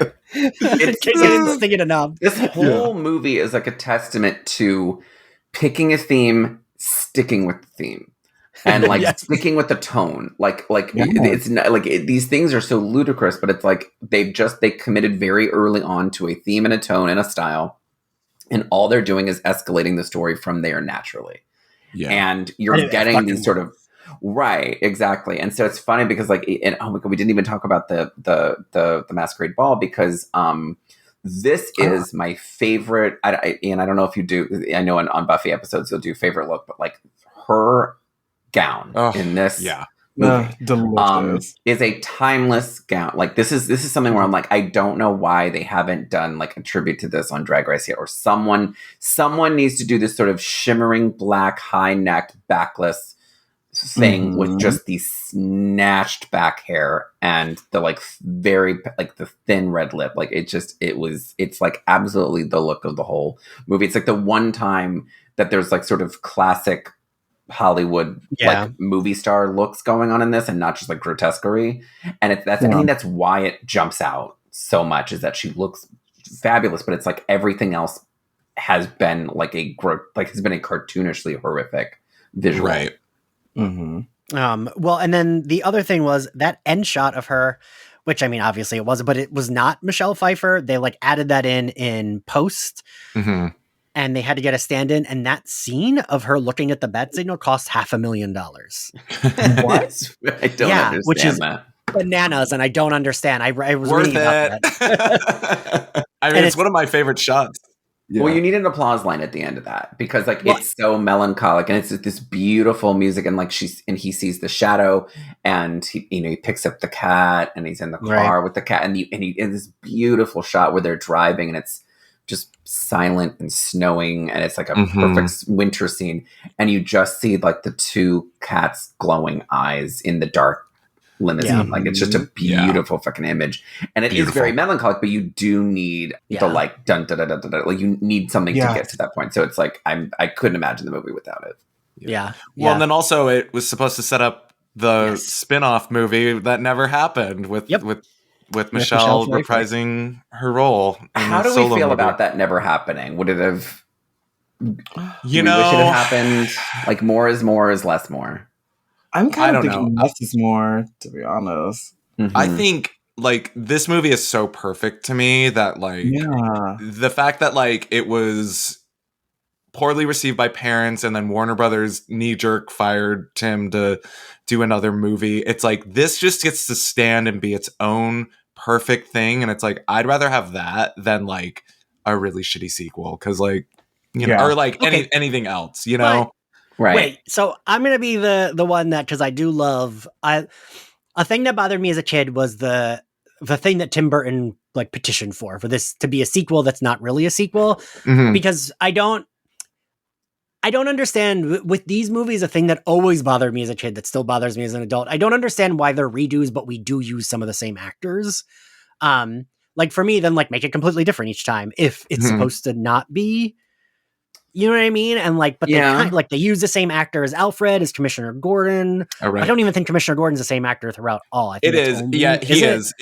And also, I learned this today. There's a woman who has a cameo in this movie who then becomes a character in Batman Forever and Batman and Robin, where she's like this tabloid journalist. Gossip Gertie is her name. Yeah. So, but like, she's weirdly in 3 of these movies and like so I guess like my thing is like if we're gonna go full tilt of no we're not doing a sequel then like okay then completely make it like you know what I mean like go balls to the walls with like everything is different so I don't like that some of the things are the same but then most of them are completely different like for me that's like Well, Ian, I'm going to counterpoint you on that because to me, so this is something that I've like recently, a Bond fan here. And so that is something that happens constantly. And I think James Bond is like the one series because Doctor Who will make it a big part of the plot, how the new face is on the face.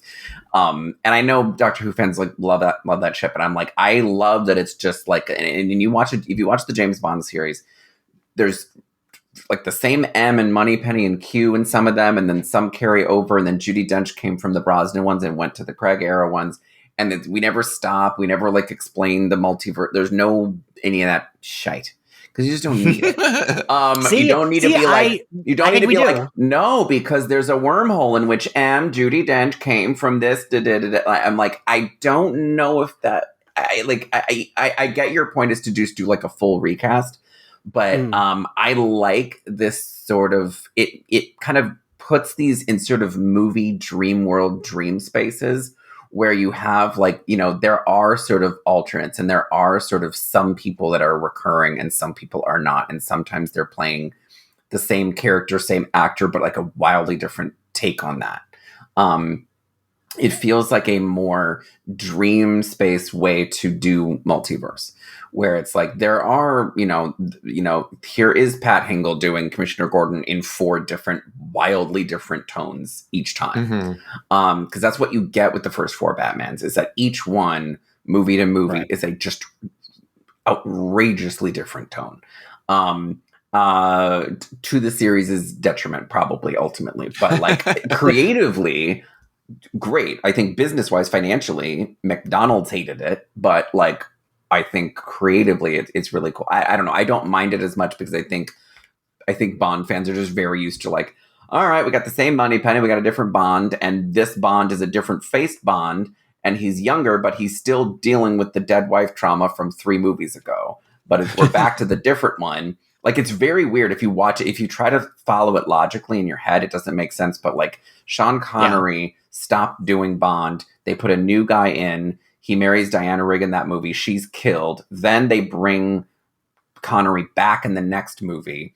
And then he's dealing with the dead wife trauma. Oh, right. He skips a movie. I forgot he that. skips a movie, but then he's still dealing with the dead wife stuff in that one. And then they get rid of it for a while. And then 4 movies later, they have a new Bond, Roger Moore. And then he's dealing with the dead wife. And then Timothy Dalton deals with the dead wife in a different movie. And that's it. And then they have Daniel Craig obsessed with his dead girlfriend, like, across 5 films. But like, there's like, it's a weird, like, they almost like, they're different people sharing. It's very Sense8. It's like they're all sharing the same body, but like, it's a different, like they're all sharing the same soul, but it's like a different body each time. It's like, it's very interesting. Yeah. I mean, so I don't mind that as much. I will say, because my dad loves James Bond, so we watched all those movies when I was a kid too, and that always bothered me in James Bond as well. Like, for me, I'm like, I need it to either be fully, if we're gonna redo, that's fine, but just like commit to fully redoing.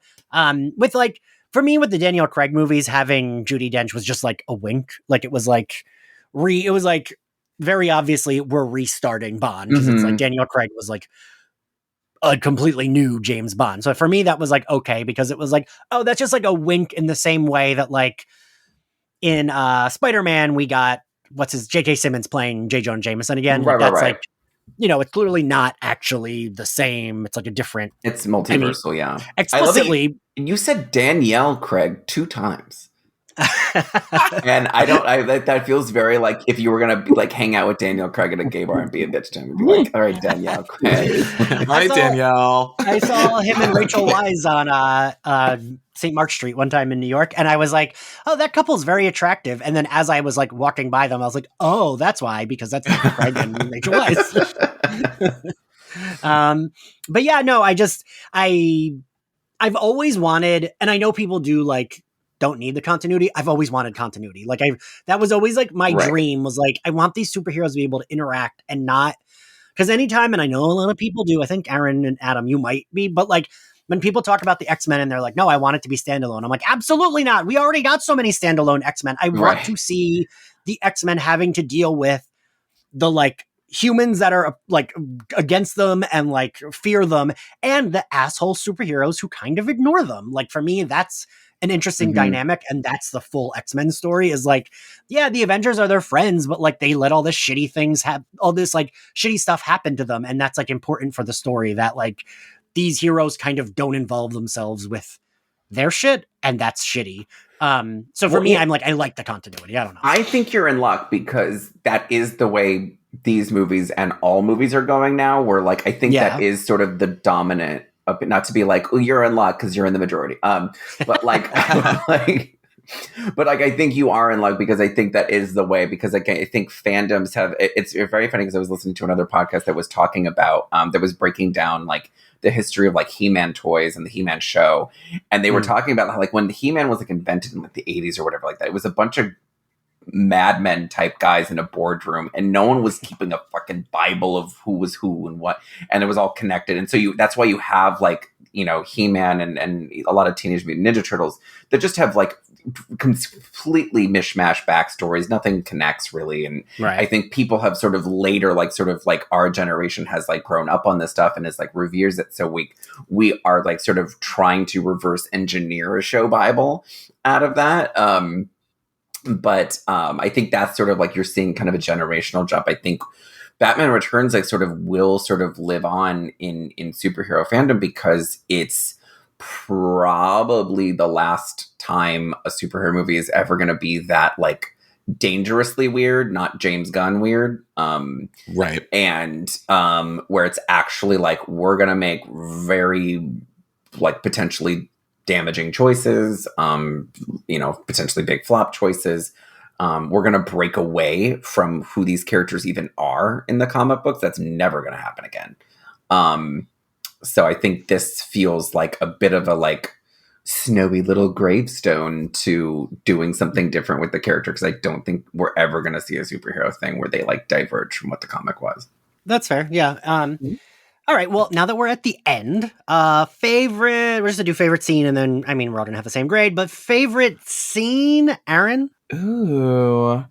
That is tough, but I think, my favorite scene, yeah, I guess it's the Kitty awakening. It's the feline rebirth. And it absolutely gets an A+++. Mike? I mean, I think we're all gonna have the same favorite scene, right? Like it's all of Selena's transformation. Like it's incredible. It's had such a lasting impact on me since I was a kid. Like, and it's just magical to revisit. Because I also said to like my husband today when we were watching it, like it's like they don't make scenes like this anymore for new characters that we're meeting. Like it's like, here's this person, like they showed up in that last movie or that series on Disney Plus. Like you had to, you have to know who she, and it's like, here is this like just explosion of filmmaking. It's so powerful. I love it. Adam? I have to disagree. Yeah, it's that. Like I don't know. Like I don't know what other scenes are even in this movie. Like she's drinking milk from the carton and it's spilling down her throat. It's not even in this like Tawny Katane early 90s music video way. Like it's not sexy. Like it's just her. It's like, oh my god, she's cracked up. Like you're just watching this, being like, yeah, she's not okay. And that's a good point, Adam, because in like, especially for that time period, they would have normally gone the like, ooh, she's wearing like a cleavagey top and it's dripping down her boobs, or like something stupid. Right. If they had done like, if it was like, again, like if you do sort of a Catwoman thing now, and I guess, and I think they had, there's a little Zoe Milk moment in this, in the Batman, but the Batman, yeah. It's not like to this degree where she's just like just chugging this milk in an unhealthy way. No modern Catwoman would be drinking whole milk, or 2%. Correct. And then she's because again, she's allowing her. It's weird. The transformation is like, so she's going from this sort of like cute, shy person, goes through a bit like she's ugly in this scene, but she's like allowing herself to be ugly, like she's doing like weird faces. She is like, and not in the like, oh, she's so crazy way, like she's not doing a goofy face. Like she's just like, there's a lot of, like Aaron was saying, there's a lot of like tongue stuff, but it's like, and not in the sexy way. It's like there's a weird bunch of like, she is just slathering stuff, and then she's in this and that's another thing we didn't get into, is I really, really loved the design of her apartment, because her apartment is so brutal. Like if you notice, like it's a metal wall with like rivets. And she's done. It breaks my heart, because like it's this, when she probably moved in, it was probably this dingy metal box with just bolts. Like she's in the hull of a ship, and she did her best to make it pink and nice and livable. And she is destroying that, because she's like, no, I have to be honest, I live in this brutal world. And so I feel like when I see that metal wall with those just ugly big rivets, and she's spray painting it black, and she like took such care to paint it pink, and not even a pretty pink, just a really sickly pink. Yeah, it's Pepto pink. Like it's just, it looks like the inside of a stomach. Like it's just, it's not. It's a pink apartment, but not in this really cute way. It's really disturbing. There's also a really great detail that it's like, it doesn't look fresh either. Like she painted it pink, right? And it was fresh, but like it looks old and dirty now, because like she has died, before she's reborn as Catwoman. Like the Selena character is just like a shell of a human. And it's, That's because she's getting like kind of pulled around by like this guy she was seeing, and her boss, not just their boss, but like some appendage. It's so fucking, and her mom calling, and this like very broad performance from whoever was doing that mom call. Yeah.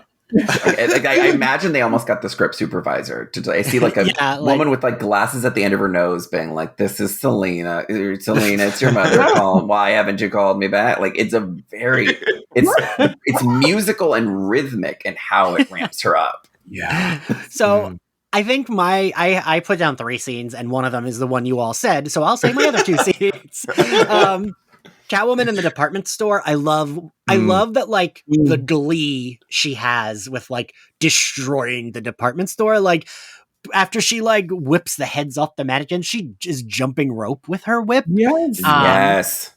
And, like, she's kind of, like, skipping towards the microwaves to put in the fucking, like, aerosol in them. And, like, she's having fun. And I love that it ends with her doing ridiculous backflips out of the department store, coincidentally running into Penguin and Batman and just going meow, and it blows up. Like, fucking iconic. Yeah. And then my second is the scene of her and Penguin's first, like, full meeting where they're both just chewing all of the scenery the entire time. She puts a literal live bird in her mouth, which is real. Like, Oh my God. I looked that up. That's crazy. That she, like, well, it's funny because watching it now, you can see that her makeup is smeared and she does look uncomfortable. So it's like, oh yeah, there's a fucking live bird in her mouth. That's why. Yeah. Yeah. It's and one last thing I'll say about like the meow scene, like and that's so chaotic, is that like it's and I wanted to post this, but I realized I'm like, oh, you can't post a video too long unless you're paying for Twitter Blue. But it's like it's 4.5 minutes or just under 5 minutes from her like entering the department store and doing that thing where she puts her face up against the window with the cat in the window, right. All the way to like through her destroying the department store, the conversation with Batman and Penguin outside where he's like, "I'm going to be mayor or you're not," like it, and then like the blowing up, and then he flies away on the umbrella, and then she climbs up, and then they fight on the roof, and then he like zaps her arm, and then she falls into the truck full of, you know, when she says his kitty litter. But like that whole sequence end to end, 4.5 minutes. It's like an amazing run in the movie. Wow. Like I was completely shocked how many each scene, each like shot is like, I remember that for like 5 minutes. It's a perfect 5-minute run of the film. It really is, right, Adam? It really, like, that could almost be its own movie because it really is like they're intercutting with like Penguin and Batman a little bit, but it's just it's so good. It's like so good. Yeah. It's so weird to think about. Like that's like at I think like hour and 10-minute mark. Catwoman has been having her absolute own movie for that first hour. Like they all have. They have had 3 separate movies. Right. For over half the film, and then in one scene they all meet, and there's no I'm Batman, I'm Penguin, I'm Catwoman. Right. They are all they're already like there, and there's no Whedon-y stop and chat. Like they're just like I'm kicking you, and now I'm flying away, and I'm like, and Penguin's horny for her. Like they stuff so much into this 5 minutes. He immediately goes into horny, like yes. He's like, I saw her first with all the gross stuff coming out of his mouth. Like it's like I encourage anyone listening to this, just go watch that 5 minutes on YouTube. It's a 5-minute clip. Like you just say Catwoman destroys the department store, but like it's in the whole rooftop fight scene. Like in any modern movie that would have just lasted 20 minutes, or they would have broken up those meetings and introductions across. Not to say one's right or wrong. It's amazing how little. It sort of reminds me, like in a screenwriting way, it's like when you're doing a movie, you don't actually need a whole shitload of time to introduce people. Like you kind of can just do this, and that's like just as memorable. That's like a thing. I feel like, not to rehash this, but I feel like Adam and Mike, I've talked to both of you about this, like with like the Halloween movies, like right, because like sometimes it's like, oh, that. It works, but it doesn't. Like, you know, some of them, it's like the choices were choices, but like some, I don't know. Well, you're gonna get Mike off on a rant on Halloween Ends. I know. I love Halloween Ends. Perfect film. Just rewatched it again. It's incredible. It's incredible. Just love it. Adam's speechless. I love it. director chair. I can't. No, it's. I get it. I get it. But we will talk about okay. it on all right. So sorry. Yeah, okay. So thank you all for joining me. I'm gonna close this up. This is far too long. Thank you all for listening. Happy holidays. This was our holiday special episode because it is a Christmas movie. Which we didn't really talk about, but whatever. There's snow on the ground the whole movie. We see the Christmas tree a lot. The ice princess lit the tree. The ice princess. They talk about eating mistletoe, so yes, they talk about eating mistletoes. Right. If you like Slayerfest 98, you can find us on Apple Podcasts, Spotify, YouTube, and anywhere else you get your podcasts. You can subscribe to our Patreon. Any and all support is much appreciated.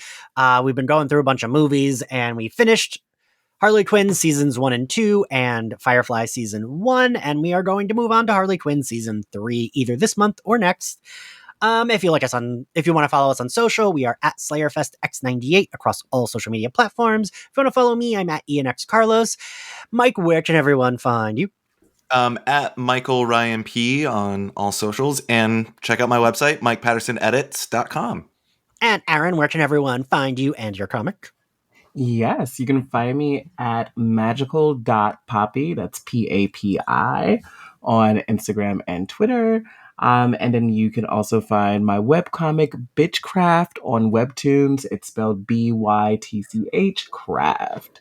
And Adam, where can everyone find you and get your books? Hey, so you can find me on all socials at the Adam Sass, THE Adam Sass, and you can buy my newest YA rom-com, The 99 Boyfriends of Micah Summers, wherever you buy your books.